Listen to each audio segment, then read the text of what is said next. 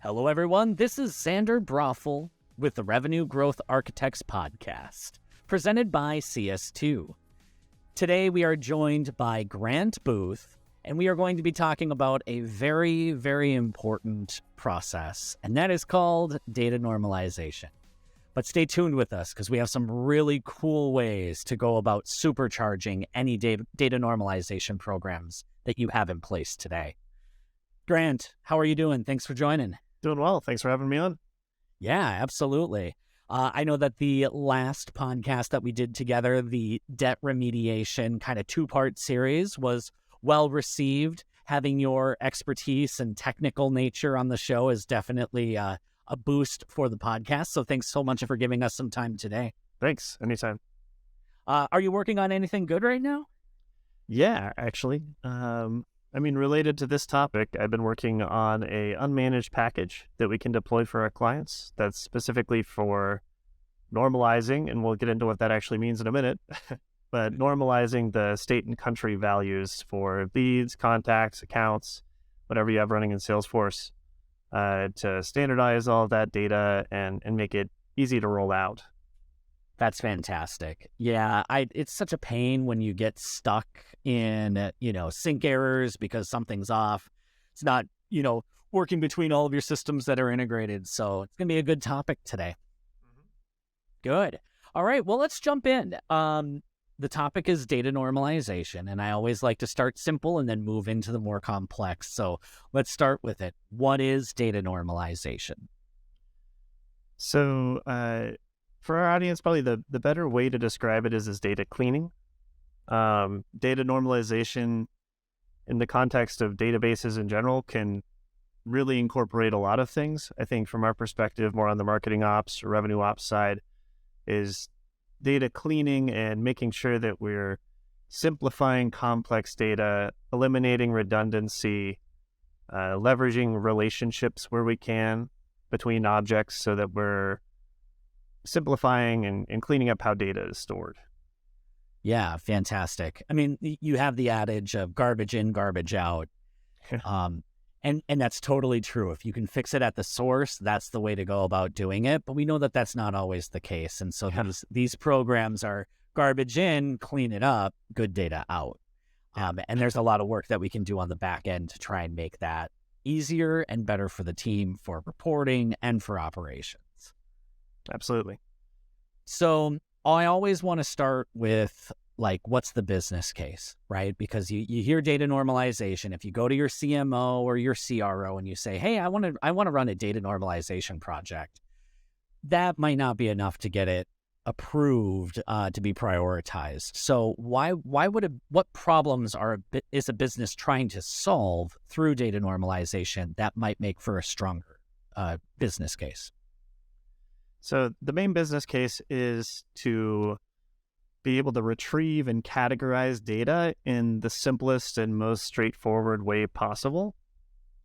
If you're, say, running a report and you want to see all of your leads in the United States, for example, you don't want to have to enter all the different ways of saying United States. You want to be able to just say United States, or even choose it from a pick list or something along those lines. You want it very clearly defined. How do you retrieve people who are in the United States and not be entering multiple values that really mean the same thing? Yeah. And that'll also apply to automation, right? If you want to set up automation that impacts records in the United States, for example, you don't want to have to enter every single, 10 different values that all mean United States in your automation. You just want one. One. Unless, of course, your automation is to fix the data, in which case it's a little more complicated.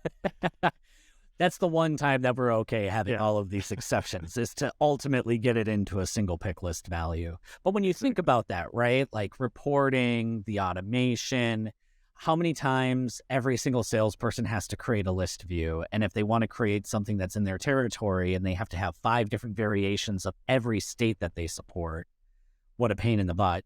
They risk missing business. They miss all kinds of opportunities that are in front of them, unless if they had a clean database that they can really operate out of. Right. And so you miss one value and then suddenly one person is working with a different data set than another person, that things aren't lining up. And then there's a whole discussion about like, why aren't things lining up? And Yes. it's really just best to fix it at the source and get everybody working with the same set of values and have it be intuitive as well. Absolutely. And I think that the like inherent viewpoint of a database is that it is structured data, right? If you're talking to a CRO, for example, they're like, well, it should just be easy. Why can't I just pull out United States? So it's our job to make it easy so that we can just do that. Yeah. Or their first question might be, why isn't it already just like this? Yeah, exactly. Well, we haven't prioritized. I had a good answer for that. So here we go. Exactly. It's always a matter of timing and priorities. But if you can do the work in building that business case, identifying the pain points that your teams are feeling, it can go a really long way. As I had mentioned before, integration issues, we see this all the time with Marketo and Salesforce, or HubSpot and Salesforce, or any sort of marketing automation platform where Salesforce has enforced data values, the Marketo side misses those enforced data values, and then as a result, that record doesn't even sync over. So now we're really talking issues, right? This is a potential MQL, it's a potential opportunity that could be delivered to your SDR team, and it's not making money down the drain. Yes, exactly. So take the time to identify what those pain points are, and it'll be pretty easy to get a project like this started. So if I got this project started, what are some ways that you have been helping clients set this up? We can start from the simple, we can go to the complex. That's definitely where we want to spend the majority of our time today discussing.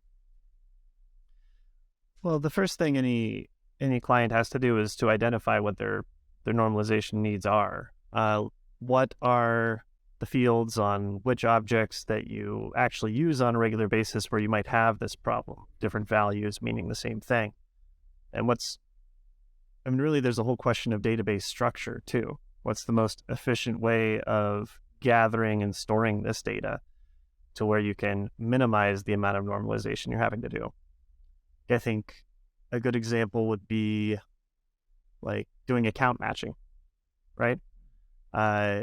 You don't want to have the company name for 1,000 people who are all at the same company stored separately on 1,000 different contacts. You just want it to be the name of an account, right? And so being able to leverage that lead to account matching functionality simplifies your data and inherently keeps your database cleaner, assuming you do the account matching right. So that's just an example. But really gathering those requirements, right? First step of any project, gather your requirements, clarify what is it that you need to simplify. What are the reporting pain points people are already running into, right?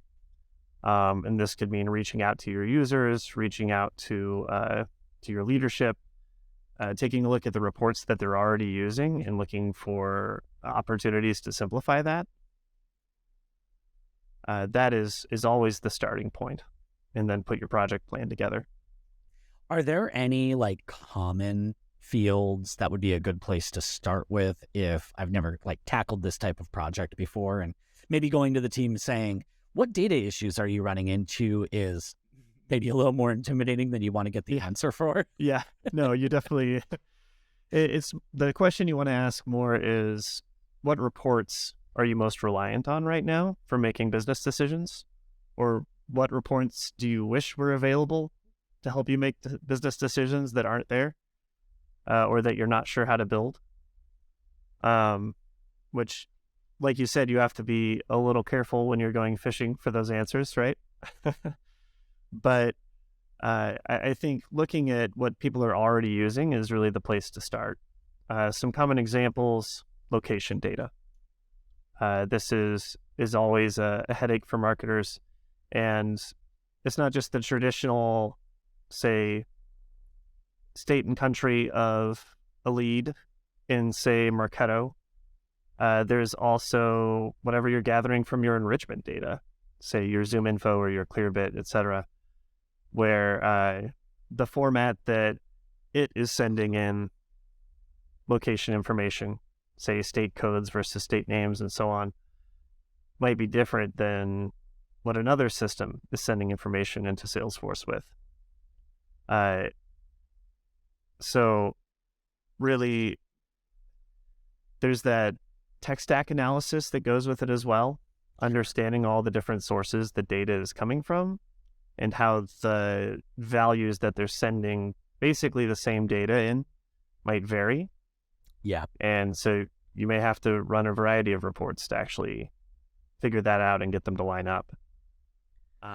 When it comes to location too, something that I think is often overlooked is like, we anticipate taking like a full name of a state and bringing it down to a 2-digit abbreviation, right? But there's also situations where there's countries that don't have states, or there's countries that have provinces, or there's countries that don't have postal codes in your system. So really like identifying all of those edge cases as well, and just downloading that database and figuring out like, what are all of the values that are existing today? That's where we tend to start when we're working with a new client is, go out, grab a summary report and see like, what are the data values and the different variations and all of the issues that could arise. And that can help you kind of formulate that strategy. Right. And don't get too overwhelmed by the amount of data, and try and stay focused. For example, if you're worried about location data, try to only worry about the places that you're actually selling into, at least at first. Ideally, you can get it all cleaned up in a perfect world, right? Yeah. But if you're, say, mostly selling into the United States and Canada, start by just worrying about the United States and Canada when it comes to your location data. However, you have to think about your data model and whether or not, for example, whatever system you're using to normalize data doesn't allow you to set a state if you haven't like declared a state list for a given country, then that could be a serious problem for you. For sure. So, things to consider there. That's something that you can run into with Salesforce state and country pick lists, for example. Cool. That's a good example. Anything that's not like location based that you can think of to recommend? Job title, industry are the first ones that come to mind. Yeah, and there's so many different ways to go about doing that. A strategy that I like to take with a lot of clients is breaking down an unstructured job title field into like a job level and a job function field. So that way you can leverage that for scoring models, for example, with demographic scoring, or with segmentation for your marketing efforts. And now you're not having to do a bunch of smart lists in the world saying contains 300 values, and instead you have a single data value that you can populate based upon that. Can be very, very handy. And we're going to go through some details around that, I know. And then industry, like how have you seen people normalize industry values? Mostly I've seen that done on the Salesforce end. For example, using Zoom Info data or Clearbit data. Typically, I haven't seen people put industry on their form, like their website forms. And there's always a trade-off when you add fields to a form, right? Best practice, minimize the number of fields on your form as much as you can because people don't want to fill them all out if they don't have to. I prefer to, in any situation, and this is really a key point for data normalization in general, in my opinion, I prefer to let bad data in, like don't block it, and then try to fix it once it's in. Sometimes you'll see efforts of normalization happen where part of the technical impact is that it's actually blocking bad data from entering the system, and then you have data loss, and that's a serious problem. Better to just let the garbage in, as we said earlier, and then try to fix it. Yeah, absolutely. I think a common situation is that I've seen is like enforced pick list values on the Salesforce side. Yeah. And it's a great idea until you realize that all of your integrations start to break. And I've had these conversations with, Salesforce teams or sales ops teams or whatever, where it's like, what's worse data? Something that didn't get there to begin with, or a typo? A typo can be fixed. Lost data can't be refound. Or it in most situations, it's at least very, very difficult to get that kind of reconnected. So. Exactly. And that's something that's inherent in the state and country pick list feature in Salesforce. Basically, it's a feature you can turn on where it changes your state and country values on various address fields to use a pick list instead. And you can declare like lists of states to go with certain countries. And it, from the perspective of a Salesforce user in Salesforce, it's very clean. You look at an address field that only lets you choose values from a pick list. The state values available to you change based on what country you chose. But it will actually block data coming into the system that's incompatible. So if somebody comes in with United States of America instead of United States from, say, your marketing automation platform or a data enrichment tool, it actually will block that and it just won't make it into the system. It hits an error. I have tried all sorts of ways to try to modify it on its way in, but the way the feature works, it just doesn't allow you to modify the data on its way in from an integration. The only option is to fix it all at the source. So fix it within your marketing automation platform before it comes into Salesforce. And that is, in my opinion, not realistic to manage for all the different things you would have integrating with Salesforce. So I always tell our clients not to turn that feature on. I know sales teams will get excited about it. It looks really nice if you're actually a Salesforce user logged into Salesforce, changing data there, but it's just a disaster for integrations. If they could let you associate multiple values to a given, like, standard one, right? Then I think that could be powerful, but it doesn't. It basically functions as a restricted pick list, as it stands. I hope they fix it someday. I'm not going to hold my breath, but it looks so nice and it's so tempting to turn on, but please, no one do it. And if it's already turned on, I'm sorry. Well, I know that you've worked with some people who have had these things turned on, and you've offered out some alternatives. So let's go into maybe a little bit more of the technical side. Like, how do you recommend people get started on this? So the first question that I think a team is going to have to ask is, what is the best system to handle this in? And that's going to kind of depend on the resources available to you. Say, do you have a qualified Salesforce admin who has time to cooperate with you on the project? Is always like the first question that any marketing ops person should ask, right? Yeah. Because sometimes you don't. They could have had turnover. They could just be extremely busy with other projects. Might not really be an option. In which case, rather than handling this in Salesforce, you might want to handle it on the Marketo side instead. Another thing to consider is your existing order of operations.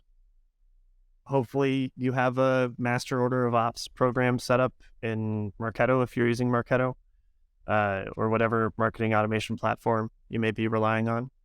But hopefully you've already got it set up so that you have a level of control over what data changes happen when. And part of that could include data normalization, especially if you're relying on that data for scoring. Yeah.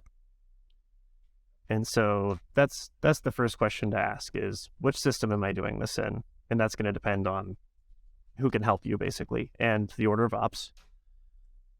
From there, I mean, I'm a Salesforce guy, right? I like doing things in Salesforce. It's my job. And so Salesforce via Flows offers powerful ways of doing this now that weren't so easy just a few years ago. Okay.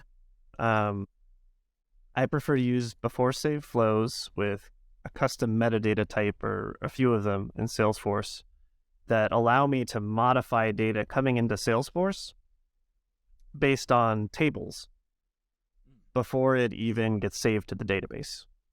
So as far as like your record history is concerned, the data was never anything besides the correct value because I've already changed it on its way in. And it used to be that you had to use Apex code to do this.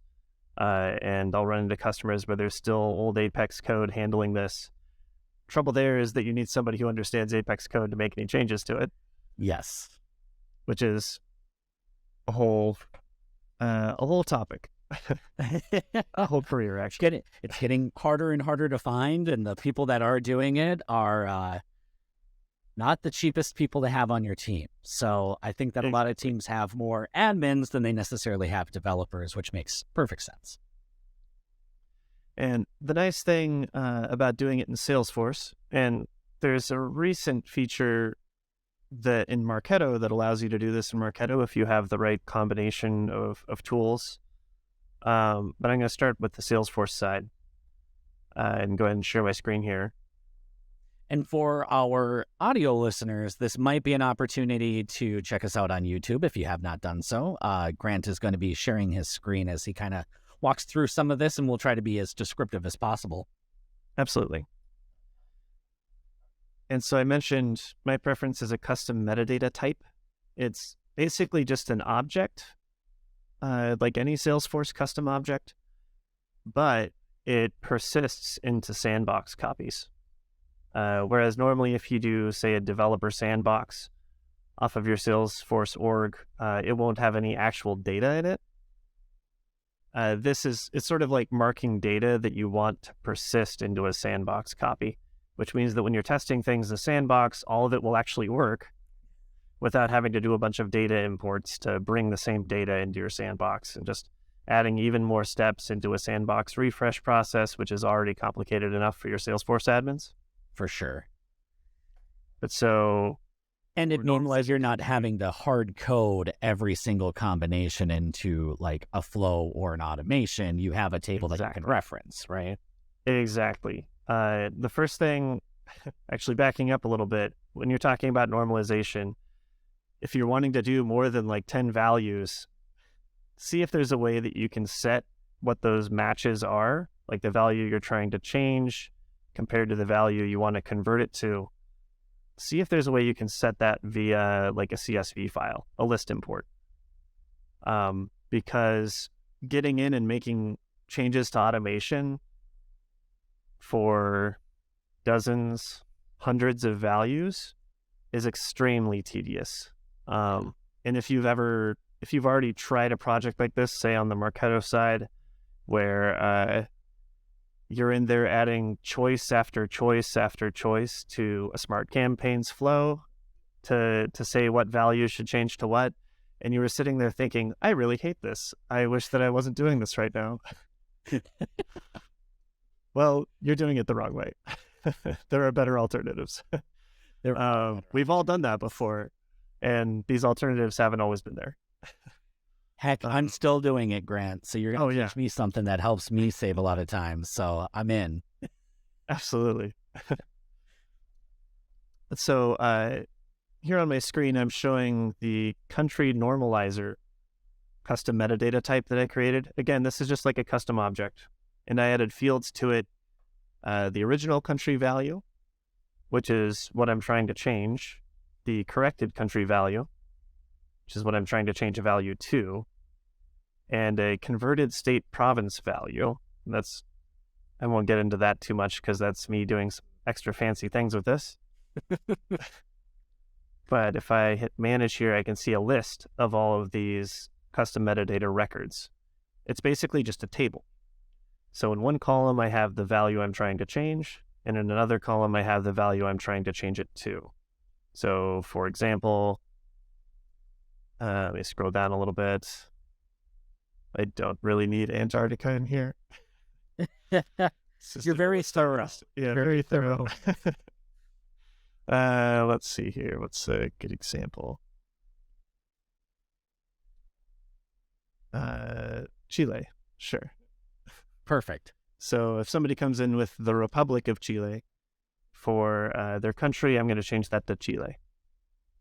Right? Great. And the great thing here is that I can declare all these values in a list import. I just set it all up in a CSV.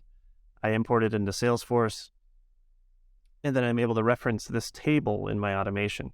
So rather than declaring value by value in my automation, like having, a decision in a Salesforce flow saying, if the country is the Republic of Chile, change it to Chile. If the country is CO, change it to Chile, etc. For hundreds of them, I can just declare it in this list. The automation says, okay, take their country, find a record in this table that matches for this particular column, for their original country value, get the value back in the same row in this other column, and then change, say, the lead's country to that corrected value. It's just a VLOOKUP, essentially. It's like doing a VLOOKUP in Excel. But the important thing here is that it keeps my automation really simple, and I can change what these definitions are. I can add more values if I realized I forgot one. I can correct a value if I realize something's wrong with it, and I don't actually have to change the automation. That's nice. And it's something that is very scalable. We're an agency. You're doing this for multiple clients. You have probably a single spreadsheet that you've been able to add to that you can just be able to basically reuse as you continue to develop this out. And there's always going to be a process there. I mean, some clients want state codes, others want state names. For particular countries, they might want to use, say, a 3-letter code for states instead of a 2-letter code. Sure. It's all going to vary by client. So there's always a good amount of customization to do. But the great thing is I can set up my CSV files, run it by the client. They make changes or confirm. And then I'm just importing a list into the same structure, which I can deploy via an unmanaged package. Love that. That's great. And so I really love the scalability of this. Scalability is the number one question to ask. Am I ever going to need to manage more than 10 to 20 values? If so, see if you can do it with the list import. Yeah, definitely. So if we have the custom metadata type, were you planning on showing us like how you can actually utilize that data? Absolutely. Or the metadata? Demo flow real quick. So Grant right now is logging into a Salesforce flow for us, where he'll kind of demo what this looks like. Yeah, this is in my developer org.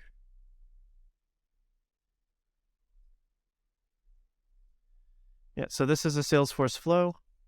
It probably does look fairly complicated to someone who's never seen a flow before, but if you're a Salesforce admin and you've worked with flows a decent amount at this point, you'll look at this and think, oh, okay, well, that's not so bad. Yeah. It's very visual, so it's always a little more overwhelming than it actually is when you start to break it down piece by piece. Yeah. Right. And I love it because it's like it builds a flow chart for you that kind of demonstrates the process as you're actually building the automation. So I'm a very visual learner. I like very visual interfaces. I don't like having to declare things with like a command line or something. I guess that was before my time. No offense to anyone.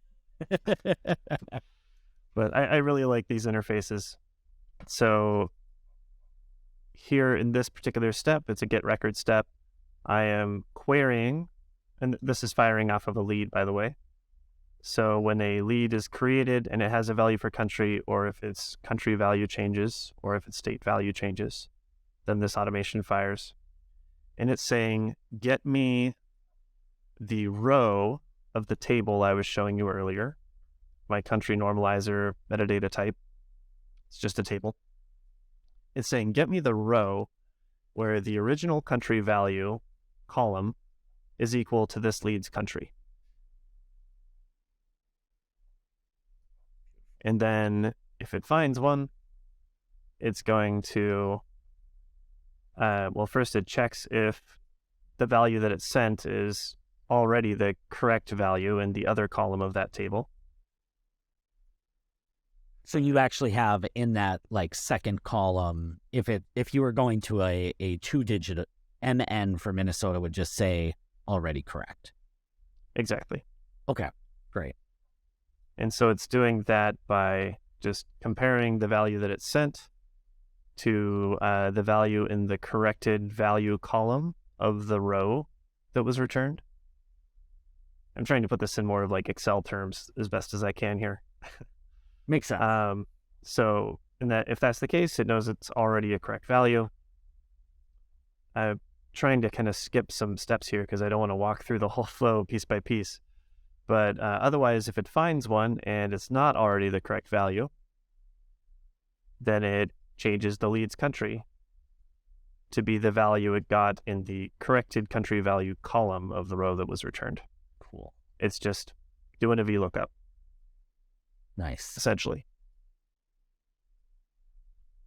And so the automation here, very simple compared to adding choice by choice for each value or set of values you're concerned about. For sure. And this makes it very scalable. Because like you say, if you add a new value, you don't have to make any changes to the flow. The flow is just dynamically looking at that table that you've already created. Exactly. Very nice. So like, And then if I had a Salesforce admin, like on a scale of 1 to 10, how difficult do you think something like this is? If you're going to use custom metadata types, they might be unfamiliar with that. And there are pros and cons there. So there could be a little bit of a learning curve there because for importing a list of the custom metadata types, you actually need to use the Salesforce command line integration. Okay. Which I do using Visual Studio Code. So that whole sentence probably sounded overwhelming. There's a little bit of a barrier to entry there.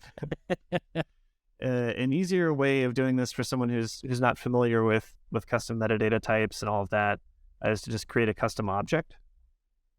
Like rather than a metadata type, just a custom object that has the same values on it. So an original country value, a converted country value. Got it. And then the nice thing there is that they could even give a marketer who's not an admin edit rights to records on that object so that a marketer can go in and say, oh, I'm going to add US converting to United States, or I'm going to add Oregon converting to OR. Awesome. And they can just do it themselves and don't even need to involve an admin in those changes. The downside, of course, is that it won't copy into sandboxes. And so then you have to do like a separate import in your sandbox if you want it to work there. Okay. So it's cool that we have two different options varying, upon the experience level of your teams. Right, exactly. And the way that this looks, didn't mean to do that. So if I click into edit the address on a lead here in Salesforce where I have this working, and say I enter values that are not correct values according to the list that we've declared, according to the metadata type rows that I set up. Say, so I set it up so that Washington, the state, is a correct value, and United States for a country is a correct value. So if I enter WA for my state and US for the country, it should convert them. I cross my fingers because it's a live demo. But there you can see the moment it's saved, it's already changed it to Washington and United States. So Grant, because this is a before save flow, in our previous example, let's say that we live in a world where the Salesforce team says, no, we're going to do these state and country pick list values. It's in place. We're not going to change it. Because it's before save, if you have this built out, could you potentially limit that risk because it's getting fixed before the record ever gets inserted? Unfortunately, no. Oh, no. From the test that I ran, and this is what really frustrated me about the product, or about the feature, I should say. It doesn't seem to acknowledge changes you make in a before save flow. It's like it runs that validation to see if the value that's being entered is part of those official pick lists in the Salesforce state and country pick list feature. It's like it validates that before it does any before save automation. Got it. What shocked me when I ran the test is I was trying to troubleshoot this for a client, and really frustrated me Because you would assume that like this is how you could kind of marry those two protections together. But wow, that's a bummer. So that really reinforces your recommendation of like, don't turn that on. Instead, enforce it by, having this type of capability as an alternative. Exactly. Very nice. Exactly. And so this you declare as many values as you can think of, and then this just converts them to the correct ones. Lets users enter undesired values, but then changes them to the desired ones. Grant, this is really great. What would you recommend for clients that are not using the enforced pick list then? Because I know that is helpful because, from a user perspective, I know exactly what I can and cannot select. But if I don't have that feature, have you worked around that in any way? Yeah. So part of what I've been baking into the unmanaged package that I mentioned is the ability to enforce those like corrected values or the values that are set as being correct on like a profile by profile basis using validation rules. So for example, right now here on this lead, I'm logged in as a system admin. And if I try to change their state or country to something incorrect, like let's say Alberta, United States, it lets me do that because I'm logged in as a system admin, and the validation rules that are part of this package have exceptions for that. So it let me set that. It notes that the state did not match over here, just noting that the normalization didn't match the state. However, if I log in as a test user, just refreshing my screen real quick here. This is a standard user. They're not an admin. If I try to do something similar, let's say change it to BC, United States, like British Columbia, not a valid state, it throws an error and says, this state province is not valid for this country. Please copy from the list of approved states. And then down here, I converted this Lightning record page in Salesforce to use dynamic forms, which lets me do some kind of fancier customization. And here there's a section, it's just rich text where I've linked out to a list of approved countries and approved states. So if a user is working in Salesforce and gets this error, they can just click the list. And then there's even buttons to copy the exact value organized by which country the state is for in this example. Got it. So it's just like a plain text field with all of the states with a copy button right next to it. Really easy for a salesperson to come in and find the actual value that they're supposed to use. Right. So now if I just copy from that list, paste it in and hit save, it allows me to save. Very nice. And notes that the state was already correct after I save. I like that function that you have there. I don't know if we talked too much about that while you were looking at the flow, but it's really nice. There's a couple of custom fields that you have that will tell you if it's a correct value, if there's no match, or if it's inaccurate. Right. Very nice. And allows for some things that the Salesforce state and country pick list does not. For example, if I choose a country like Germany, which I believe in my developer org I didn't declare a state list for, it will allow me to input whatever I want.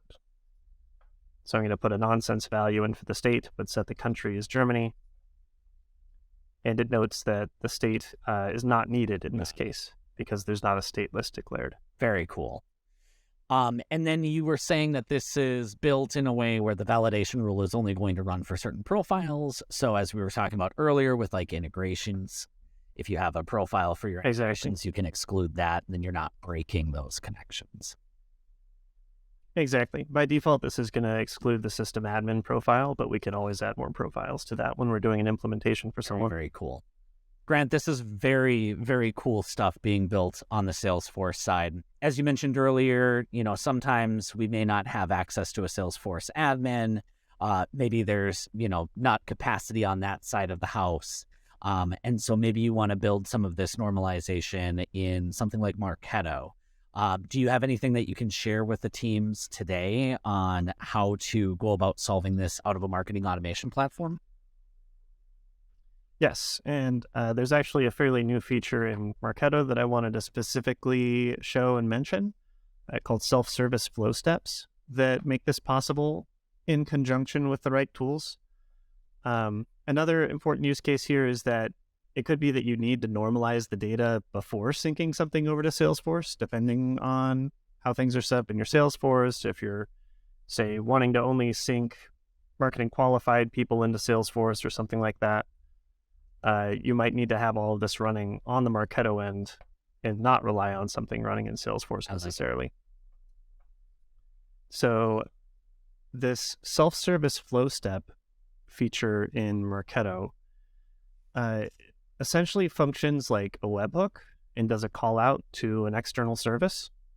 The key difference is that whereas a webhook is going to run asynchronously or in parallel, meaning that when Marketo requests that webhook, it just lets it run and continues with whatever the next step is in a smart campaign. It's not going to wait for that webhook to finish and retrieve information and write it back into the Marketo database before it moves on with whatever else the smart campaign was doing.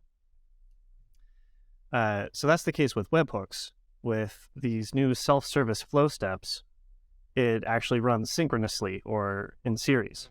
And so it's going to wait for that call out to finish and write data back into the Marketo database before it moves on to the next flow step in a smart campaign. And getting it set up is sort of the tricky part. It could be, in many instances, the kind of thing that you need access to a developer for. However, if you have access to Workato, which is perhaps my favorite ETL tool, that's extract, transform, load. It's just a general tool that's used for doing data manipulation and sending data back and forth between different systems. Workato is the name of it. It gives me some handy tools for this. The first one is called lookup tables. It's basically just creating a standalone table. So here I'm sharing my screen. I built one called country normalization, where on the left it has a country input value with examples being things like US, United States of America, USA, and on the right it has a country output, which is just United States for all of those. And then I also have ones for job title and state. And the great thing about these is that it gives you the option to import a CSV. So you could potentially add, I don't remember what the limit is, but hundreds or thousands of rows to this table and get pretty fancy as a result without having to like add or edit entries one by one. Similar concept to that custom metadata table that you had created on the Salesforce side. This you are creating on the Workato side. Exactly. Key rule, if you can do it with a CSV import, do it that way. Always be looking for that option. I like ABCs, always be CSVing. Yes. Well, let's see. So if I go back to my recipe here, Marketo made available a trigger that lets you connect to Marketo and create a self-service flow step. There is a little bit of a setup process, but there's no code involved. And you will need to spend a little bit of time digging through documentation and making sure you understand it well. But if you've set up, say, like REST API launch point services in Marketo or something like that before, then I don't think this will be too scary. It's not a big step up, is what I'm saying. Got it. So there's documentation. And this makes it through this process. Okay. Exactly. Yeah. So if you search in Marketo's docs for flow step service, that's where you'll find the relevant information there. In Workato, you're looking for the same thing, basically. If you just search for self-service flow steps, Marketo, something like that, you should be able to find the relevant documentation. So then back here, it's called a recipe in Workato that sets up that trigger to listen for the flow action happening in Marketo and then do things with it and send information back. So it is listing for a country, state, and job title coming over from Marketo via a flow step in a smart campaign. And then it is using those tables I mentioned earlier to translate those values and send the changed values back. I'm not going to dive into everything going on in Sure and Workato because it's kind of a whole other can of worms. But again, no code. You might have to do a little bit of checking their docs to make sure you understand how to do something. But it is a code-free solution. That's great. So this is maybe a little bit more advanced than some people may be used to using on the Marketo side, right? And maybe we should just mention what that simple side is before we disconnect. Don't mean to interrupt you, but I want to make sure, like, if I don't have access to this advanced solution like Workato, there are options that we can fulfill just inside of the Marketo side, even though maybe it's not as efficient as what you have just shared. Right. The main other option, like without using something like Workato, and there are alternatives out there. Your company might even already have one and you just don't know and need to maybe ask your data ops team if you have one of those and maybe they can help you out. But the alternative for that on the Marketo side is to add choices in a flow step and set up smart lists, declare, for example, here's the country values that I'm looking for, and then here's the country value I want to change to in that situation, and just add those choice by choice. It ends up being a lot of setup if you've got more than 20 values or something like that. Absolutely. Do you have any ideas of like other vendors that, as you mentioned, maybe a person already has access to the tools, but they may not know like what to ask for? Any other options that we may be considering? Yeah, anything that can host an API endpoint, really, where you can configure, like here's a URL that a service is calling to. It's going to post this JSON object and it's expecting to receive this back. So it needs to declare, it's called a Swagger file. It's like a definition of an API endpoint that tells you what it's expecting to receive and what it is planning to send back. That you would need to set up something like this. And it definitely will require developer work if you don't have something like Workato to kind of take that piece off of your plate and do something more declarative.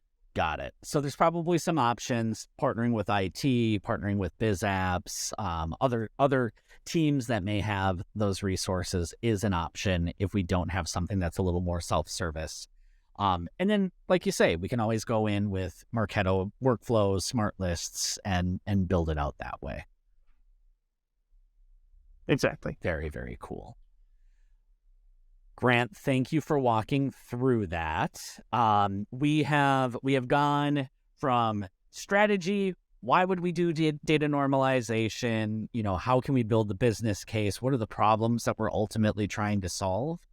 And you've shared two really good methodologies. One inside of the Salesforce kind of built-in solutions utilizing flow and custom metadata.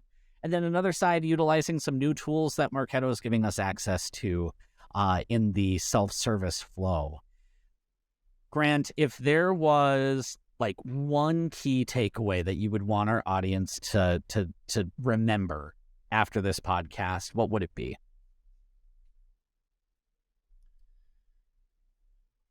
Keep the automation as simple as you can. Look for a way to use a CSV, right? Sorry, you said always CSV. Using a CSV. Always be a CSV in. Yeah. We'll see if it sticks. Exactly.